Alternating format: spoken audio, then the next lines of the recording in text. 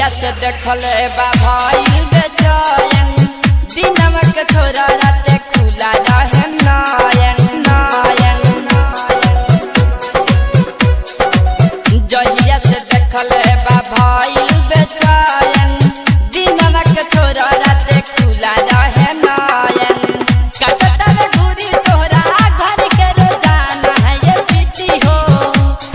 ए जानम हो सुना तोह के बनाई जनाना पिकासावा भइल दीवाना सुना तोह के बनाई जनाना पिकासावा भइल दीवाना मुनाका रिकॉर्डिंग स्टूडियो नरवा।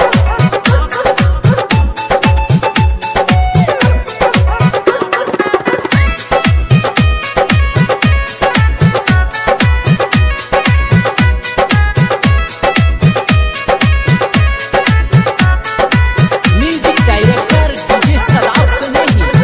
रहेला बेचैन घरे रहे नया राम से काटत चक्कर खेले अपना ही जान से जान से जान से जान से रहेला बेचैन घरे रहे नया राम से काटत चक्कर खेले अपना ही जान से प्रीति सुन कब खाला नहीं खाना पिकासावा भइल दीवाना प्रीति सुन कब खाला नहीं खाना पिकासावा भइल दीवाना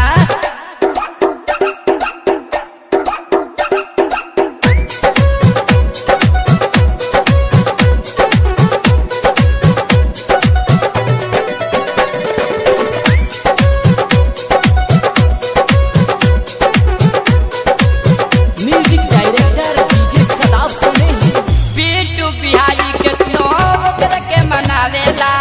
समझे न बात कतनो रंजन समझावेला कहेला माने हम ना केहू के बात हो कबहू न छोड़ब हम पीरिया के साथ हो सुदिस मारी चाहे हम के